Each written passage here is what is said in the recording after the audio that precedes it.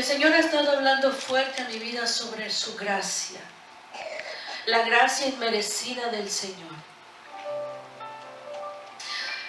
La palabra traducida como gracia en el Nuevo Testamento proviene de la palabra griega charis, que significa favor, bendición o bondad.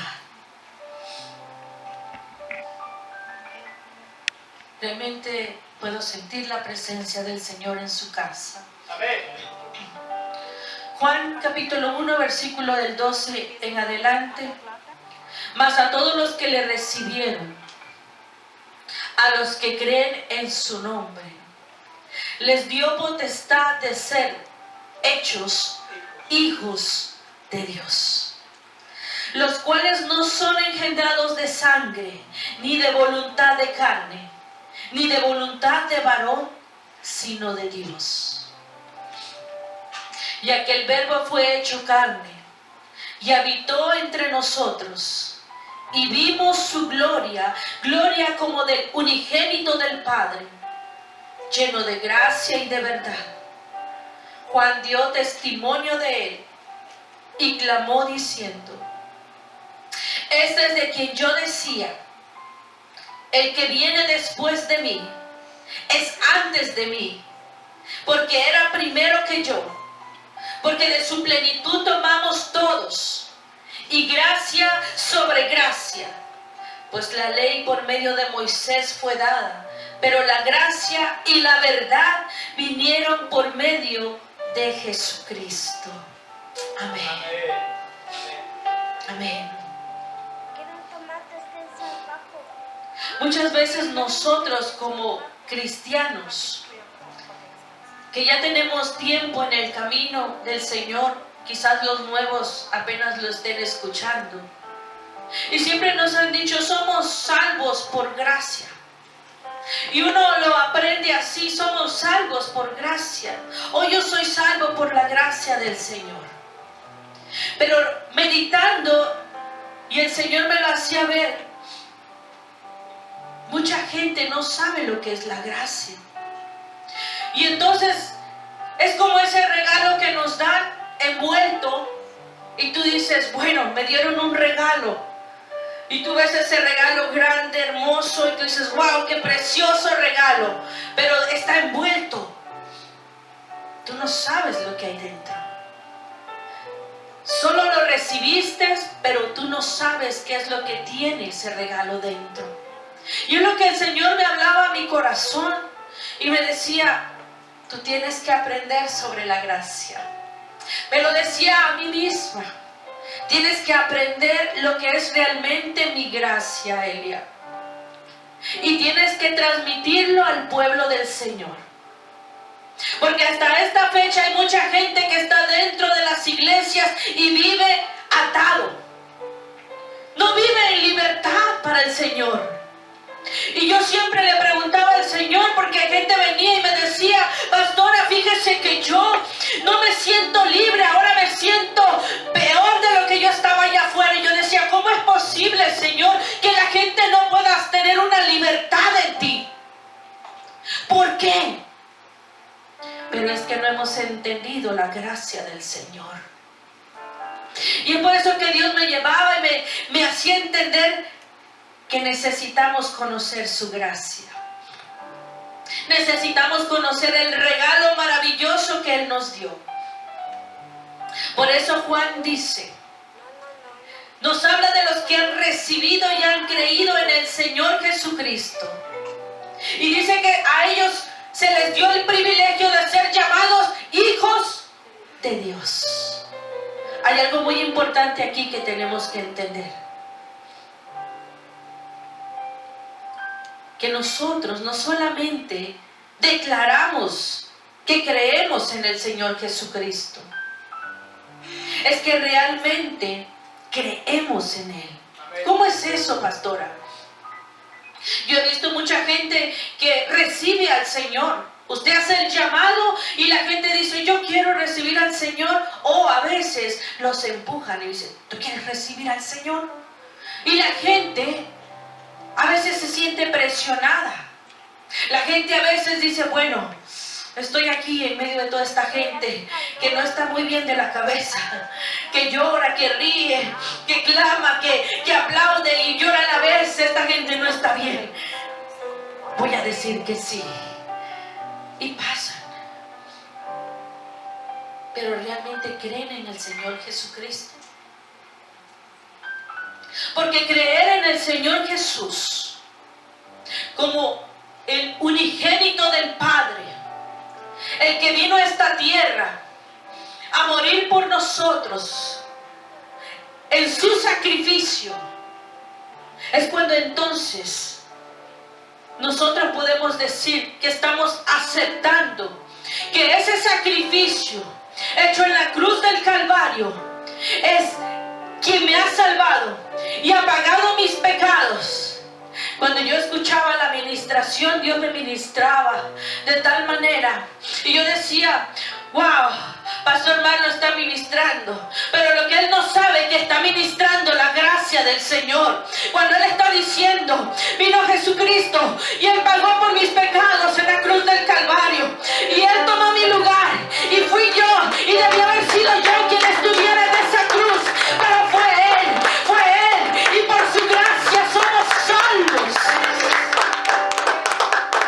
Tal vez él no lo sabía, pero lo que él estaba ministrando era gracia, la gracia del Señor, el favor inmerecido. Por eso Juan dice,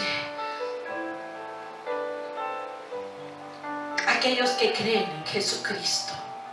Esto es clave, amado hermano, porque mucha gente piensa que se va al cielo, pero la Biblia es muy específica, que hay un solo camino y se llama Jesucristo.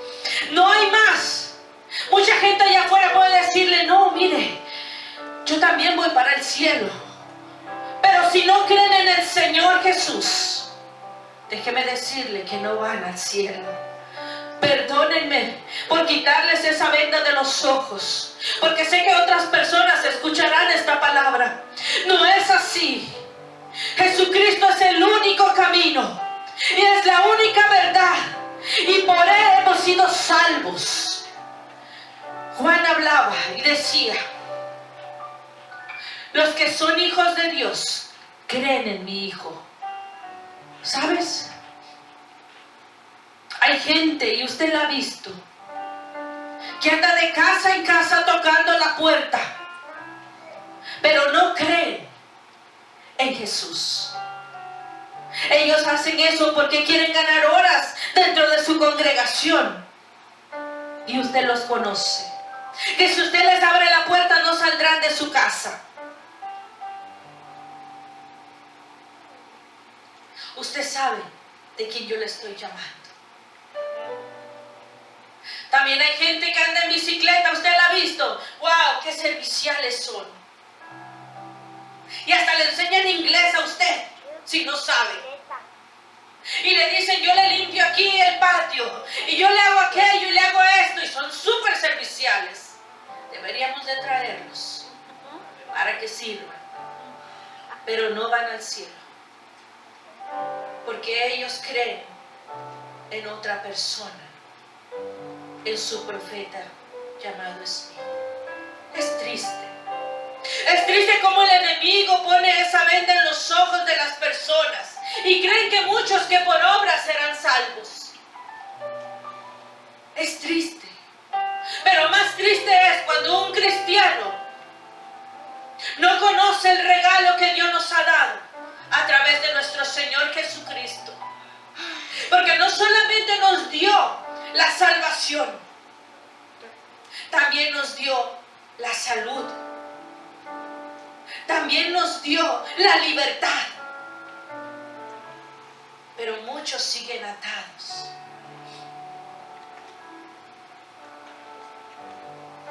Y yo creo que el Padre no dio a su Hijo para que nosotros vivamos como antes vivíamos, o peor de que antes vivíamos fuera del Señor.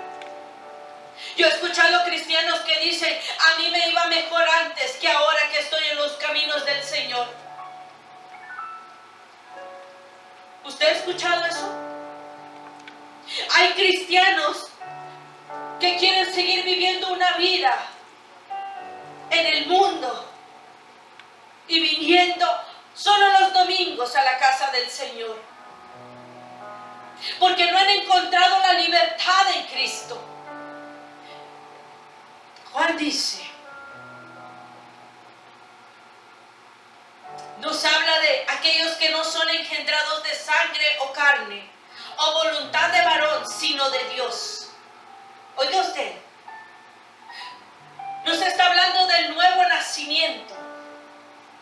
No es como lo que vemos de que, bueno, un bebé va a nacer y empieza el proceso dentro del vientre de la madre y la gestación. Lo que Juan nos habla es de que el mismo Padre nos engendró desde antes de la fundación del mundo.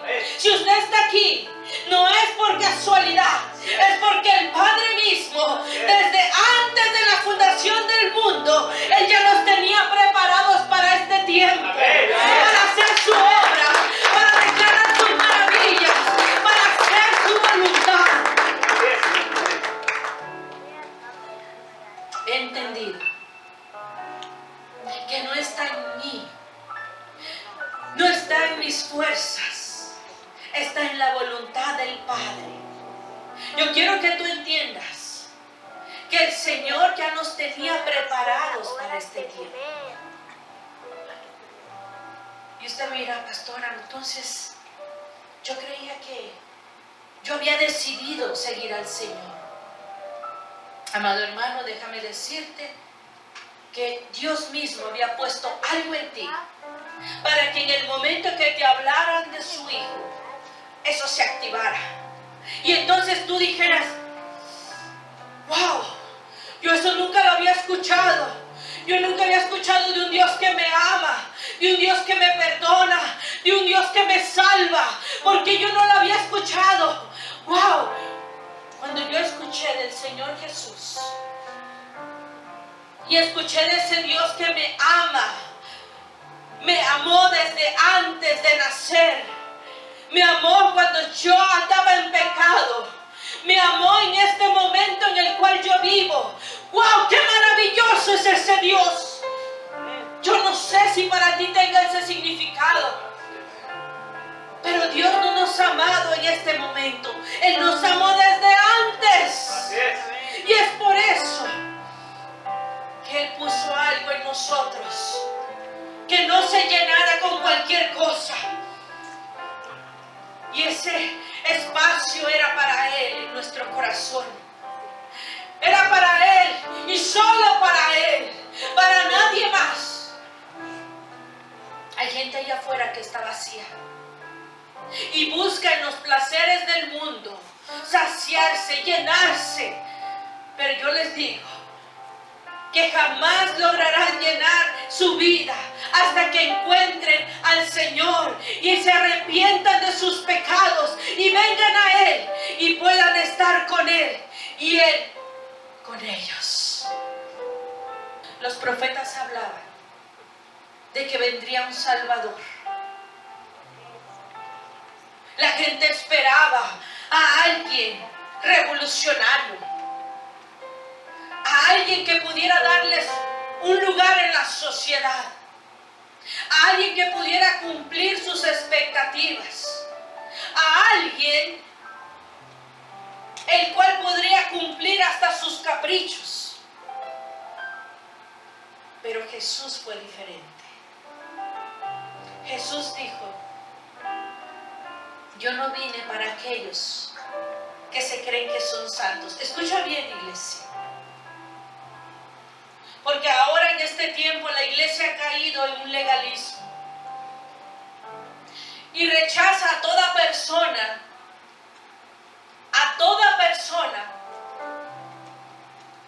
que en este momento está cruzando ya sea una prueba o una dificultad. Y Dios me hacía ver, la iglesia se volvió legalista, cruzó la línea.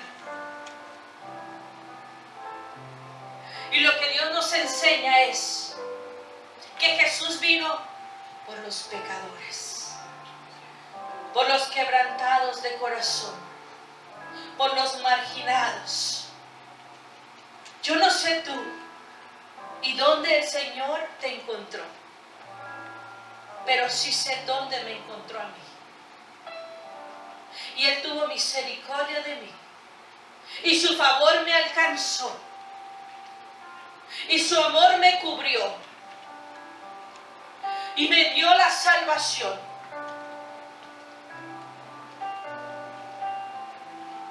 La iglesia ha perdido la empatía por el pecador. La iglesia ha perdido la empatía por el pecador. Porque ahora la iglesia se cree santa. La iglesia se cree pura. La iglesia se cree sin mancha alguna. Pero el Señor dice que no hay ninguno justo. Solo Él. Cuando Dios mismo hace su plan de redención,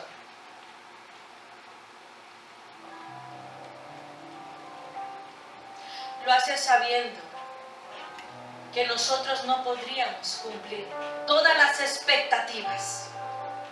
No podríamos cumplir todo aquello que se había demandado en la ley de Moisés. Nadie la ha podido cumplir más que Jesús mismo. Pastor, entonces la ley ya no importa. Claro que importa la ley.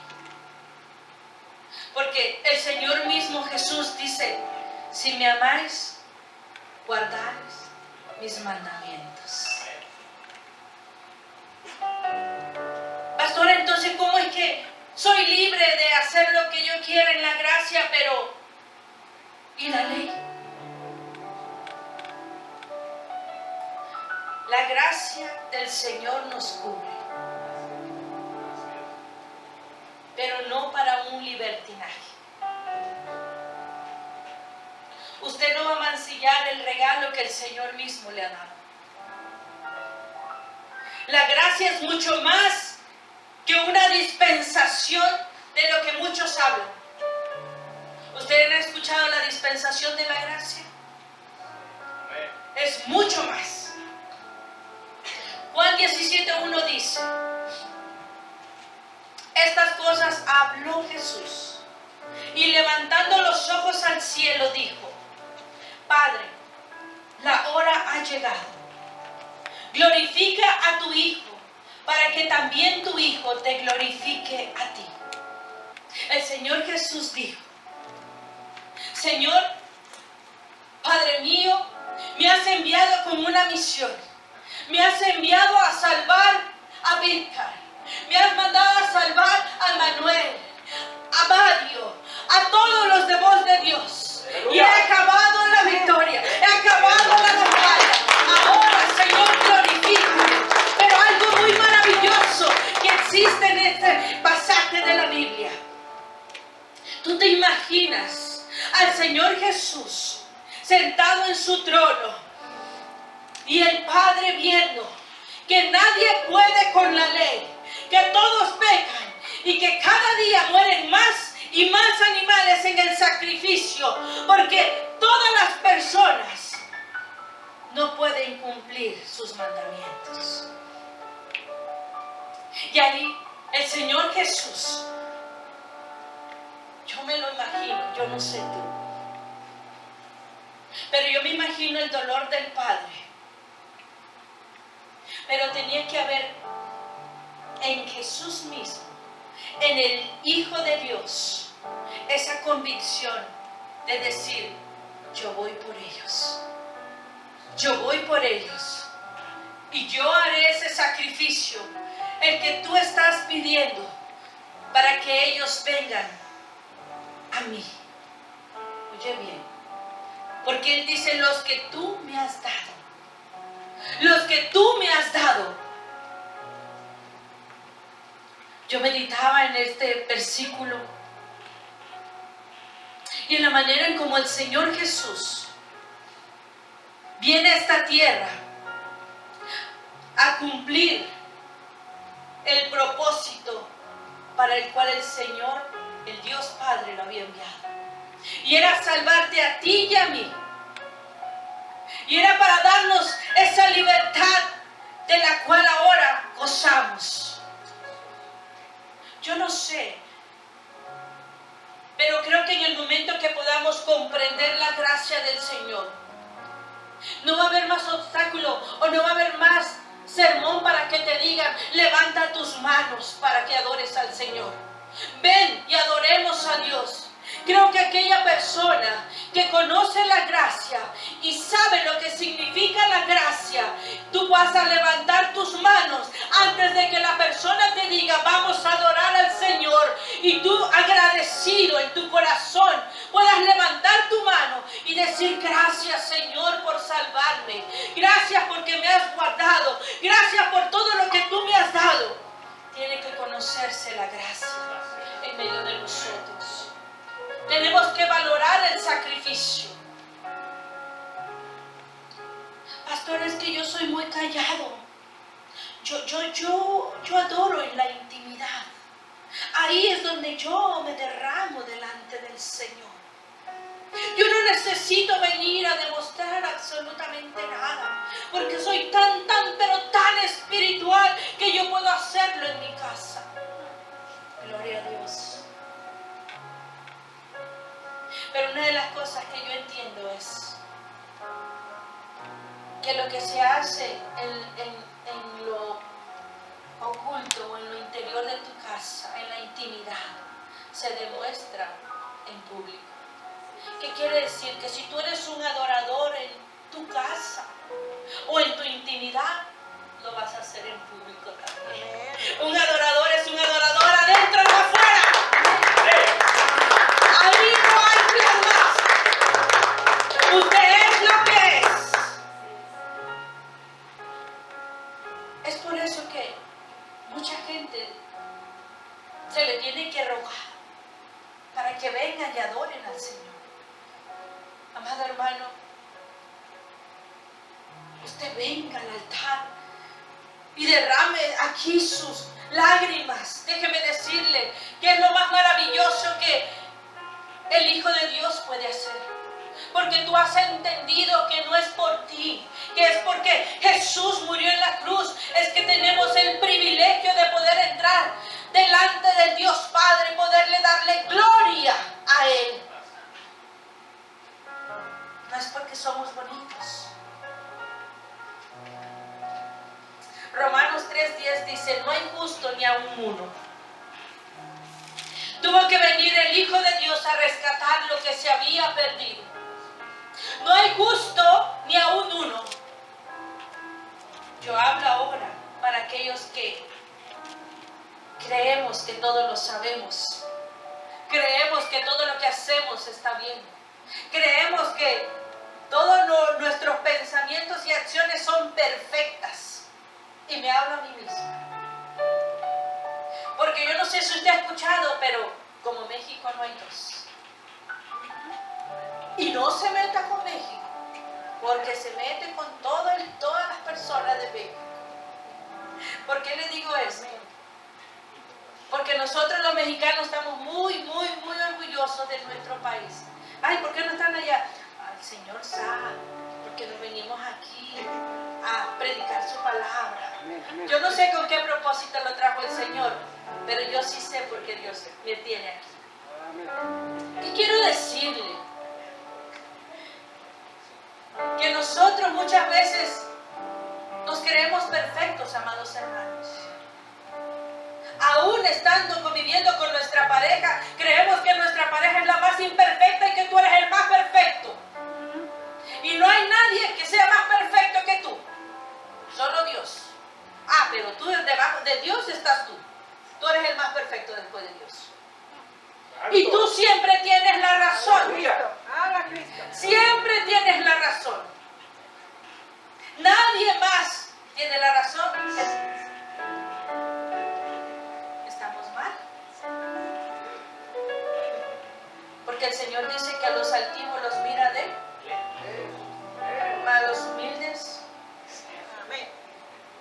quiere decir, amado hermano. Si la pareja te dice, mira que aquello es así, así. Sí, sí. Usted diga sí, sí. Si tú dices, está bien. Tiene que aprender a bregar con su carácter. Yo no sé a quién el Señor le está hablando. Primeramente a mí. Y Dios ha trabajado en mi carácter por su misericordia.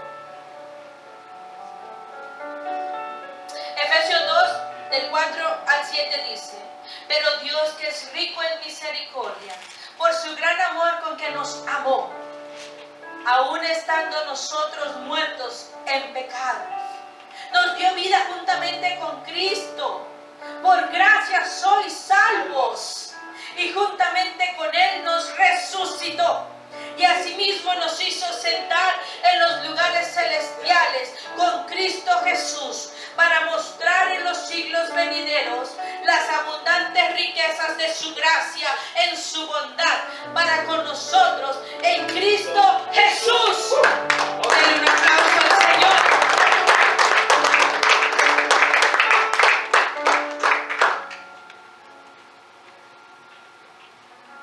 El Señor nos ama desde antes de que nacieras. Él te amó y te sigue amando. Tal vez tú no lo conociste al principio de tu juventud o de tu niñez, pero Él ya te conocía. Él ya sabía lo que tú ibas a vivir. Él ya sabe el día que tú vas a partir de esta tierra. Tal vez tú y yo jamás lo vamos a saber hasta que nos llegue el tiempo, pero Él ya lo tiene escrito. Quiero que tú entiendas que el amor del Señor es tan pero tan grande que cuando Adán pecó y entró la desobediencia y el pecado de la desobediencia se dio en el jardín del Edén, Dios mismo, Jehová Dios, hizo un sacrificio y lo vistió, y vistió su desnudez. Yo no sé si tú te acuerdes de aquellos momentos en los cuales había una confusión en tu vida y tú no sabías ni para qué habías nacido y por qué estabas en este mundo. Y llegó el Señor y te rescató y se presentó a ti, y no solo como tu Salvador, sino como tu Padre, como el que te abriga, el que te guarda, el que te cubre, el que está ahí para ti. Para mí es maravilloso tener a un Padre que es poderoso. Yo no sé para ti. Yo le he pedido cosas al Señor pero tan insignificantes, que Dios las ha cumplido para mi vida. Pero esa es la fe mía con Él. Yo no sé tú cómo hablas con Él, pero lo que Él quiere es que tú y yo entendamos que su amor ha sobrepasado las épocas, la historia y el tiempo. Y ahora, en este momento que nosotros vivimos, y su gracia y misericordia están sobre nuestra vida, amado hermano, tenemos que entender que tenemos un Dios tan poderoso y amoroso, y que ahora nos toca a nosotros cumplir su voluntad. Cuando Dios me hacía ver la manera en la cual Él se ha mantenido a través del tiempo, dando de su gracia, y aunque la gente cree que la gracia solamente nació con nuestro Señor Jesucristo, también venía desde antes, desde el Antiguo Testamento. El Señor venía haciendo gracia con la humanidad, pero la gente no se daba cuenta hasta que llegó el Señor Jesús, el puro sin mancha, para dar su vida por los pecadores, por mí, por ti y por todos aquellos que vendrán, porque Él lo ha prometido. Y entonces dice que David comió de los panes que no debía comer. Asimismo nosotros. Vivimos bajo una gracia la cual no merecíamos, porque fuimos nosotros los que mandamos al Señor Jesús a esa cruz. Aunque tú no lo veas de esa manera, fuimos nosotros el motivo por el cual Él murió. La gente lo toma como si nada. Toma el sacrificio de Jesús como, oh, era el Hijo de Dios, tenía que morir, es una historia. Déjame decirte que va mucho más allá. Y tenemos que entender y comprender como hijos de Dios y valorar el sacrificio de nuestro Señor Jesucristo. ¿Y cómo lo vamos a valorar? ¿Tú crees que estás en este momento donde estás porque solamente necesitas ocupar un lugar? Déjame decirte que no. Tu vida tiene un propósito dentro del reino de Dios. Dios te ha llamado para hacer algo. Dios te ha llamado, no sé, para cantar, para enseñar, para hacer más allá de lo que hemos hecho. ¿Acaso el sacrificio solo fue para darte vida eterna? ¿Para darnos salvación? ¿Acaso la gracia solamente podemos disfrutar de ella sin dar nada absolutamente a cambio? Yo te voy a decir algo. El Señor no nos exige nada. No nos pide nada. Pero creo que como hijos de Dios, si tu hijo te da a ti algo, tú te sientes, ¿verdad? ¡Wow! Mi hijo me ama. Yo recuerdo cuando mis hijos iban a la preescolar y ellos llegaban con sus dibujos que no tenían ni pie ni cabeza. El pie lo tenía en la cabeza y la cabeza lo tenía en el pie. Pero para mí era el dibujo más maravilloso que me habían regalado. Y hasta la fecha puede ir a mi casa y va a encontrar pegado cosas que mis hijos hicieron en el kinder. Desde el más pequeño hasta el más grande. ¿Por qué? Porque es valioso para mí. Yo no sé si usted puede entender lo que yo te quiero transmitir. Que todo lo que tú hagas por el Señor, Dios lo toma en cuenta porque tú eres su hijo y Él te ama. Yo no sé si yo pueda transmitirte a ti ese pensamiento. Oh, sí, estamos bajo la gracia y entonces yo no necesito hacer nada porque por gracia soy salvo. Pero ¿sabes qué? El que es salvo también abraza lo que son las Escrituras. Porque amaste a Dios y le dijiste sí al Señor Jesús y vas a cumplir sus mandamientos. Y entonces vendrán las buenas obras a tu vida y vendrán los buenos frutos. Y entonces veremos que tú no solamente vienes y te sientas, sino que estás dando un fruto agradable para el Señor. Aleluya. Dios es maravilloso. David no tenía que comer de sus panes. Nosotros también no debíamos haber tomado de esto o disfrutado de esto. Pero en la voluntad perfecta del Señor, en el amor perfecto, sublime que Él tiene para nosotros, para sus hijos, nos rescató, nos ama y nos tiene aquí con su propósito. ¿Por qué digo con su propósito? Porque ahora ya no hago lo que quiero hacer. Ahora hago lo que Él quiere que yo haga. Yo no sé si tú sigues peleando con Dios. Yo no sé si tú sigues peleando y diciéndole no quiero hacer eso. Prefiero ir y hacer lo que yo quiero. Yo te agradezco que me hayas salvado. Pero aún tu perfecta voluntad no la quiero que establezcas en mi vida. Oh Señor, háblanos. Estoy terminando.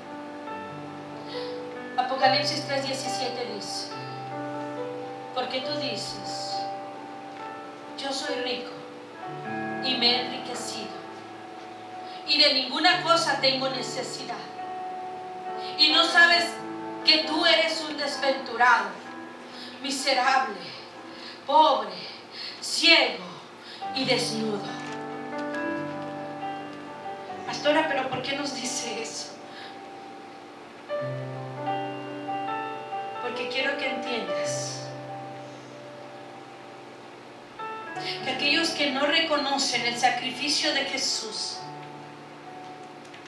aquellos que siguen ciegos, desnudos y desventurados y no han conocido la gracia del Señor, es tiempo de que usted, como iglesia, como hijo de Dios, pueda llevar esas buenas nuevas de salvación a aquellos que aún están en oscuridad. Porque una vez estuvimos así y el Señor tuvo misericordia de nosotros. Yo creo que usted mismo hubiese querido, cuando pasó tanta dificultad, que alguien llegara y le hablase de Jesús. Hablábamos de un testimonio de un levita muy reconocido, y él decía que su madre tenía cáncer, pero que su mamá no les había dicho nada a la familia, a sus hijos, y ellos eran pequeños aún. Pero dice que un día llegó alguien tocando su puerta de su casa y los invitó a una iglesia. Y ellos fueron y recibieron al Señor y fueron hechos hijos de Dios, fueron restaurados. Y a mí lo que me impacta es que esta persona ahora es un siervo de Dios, es una persona que llega a multitudes, es una persona que ha marcado nuestra vida con sus alabanzas para el Señor. Es una persona que ahora lleva miles a los pies de Cristo.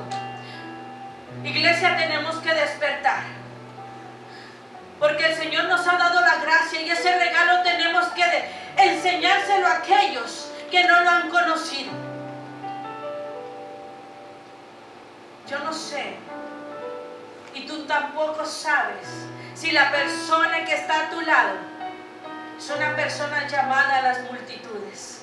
Es una persona que le va a servir al Señor en lugares quizás inimaginables para nosotros. Cuando conocimos a una pareja de esta congregación, yo sí sabía el llamado que tenían.